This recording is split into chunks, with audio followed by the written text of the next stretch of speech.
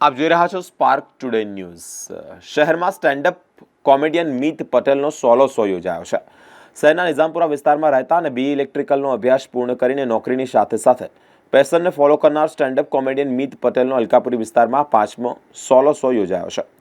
દમ હોય તો આવી જા શીર્ષક હેઠળ આયોજિત સ્ટેન્ડઅપ શોમાં જ મીત પટેલે માતા પિતા અને એજ્યુકેશન સિસ્ટમને ટાર્ગેટ કરીને 1 કલાક કોમેડી કરી હતી। તેઓ જણાવ્યું હતું કે નાનપણમાં જ્યારે મને સાયકલ કે વિડીયો ગેમ જોઈતી હતી ત્યારે માતા પિતા મને સારા માર્ક્સ લાવીશ તો જ તને સાયકલ અને વિડીયો ગેમ મળશે તેવું કહેતા હતા।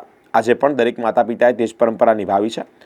સરકાર નવી એજ્યુકેશન પોલિસી ઉપર ભાર મૂકી રહી છે। વાલીઓએ બાળકમાં રહેલા ટેલેન્ટને સમજી તેઓને દરેક કાર્ય કરવા માટે પ્રોત્સાહિત કરવા જોઈએ નહીં કે વસ્તુની લાલચ આપીને તેઓને ટોપર બનાવવા જોઈએ। મુંબઈ, દિલ્હી, વડોદરામાં 50થી વધારે ઓપન માઇકમાં પરફોર્મન્સ આપનાર સ્ટેન્ડઅપ કોમેડિયન મીત પટેલના 5મો સોલો શોમાં ફિલ્મ રાઇટર અને સાહિત્યકાર બ્રિજેશ પંચાલ મુખ્ય અતિથિ તરીકે ખાસ ઉપસ્થિત રહ્યા હતા। હેલો ગાઈઝ, મારું નામ મીત પટેલ છે। હું સ્ટેન્ડઅપ કોમેડિયન છું। ગુજરાતી લેંગ્વેજમાં કરી રહ્યો છું। મારું અભ્યાસ BE ઇલેક્ટ્રિકલ છે, વાસદમાંથી મેં કર્યું હતું। એના પછી મેં જોબ પણ કરતો હતો અને પછી મેં મારું પેશન ડિસ્કવર કર્યું સ્ટેન્ડઅપ કોમેડીનું, જેમાં મેં અલગ અલગ જગ્યાએ ઓપન માઇક્સ કર્યા। ઓપન માઇક એવો કન્સેપ્ટ છે જ્યાં તમે જોક ટેસ્ટ કરો છો પોતાના, અને એ જોક્સ તમારે જ્યારે ફાઇનલ થાય, 1 વર્ષનું તમારે 1 કલાકનો કન્ટેન્ટ થાય, ત્યારે તમે તમારો સોલો શો રાખો।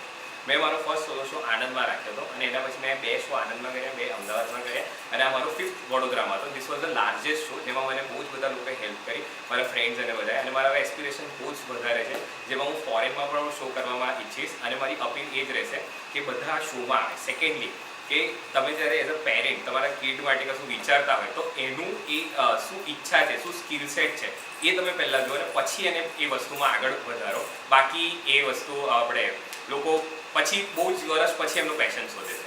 તો થેન્ક યુ, મારું આજ કહેવું છે। અને મારા શોઝમાં ફ્યુચરમાં જ્યારે પણ દેખાય મારું પોસ્ટર તો મારા શોમાં જરૂર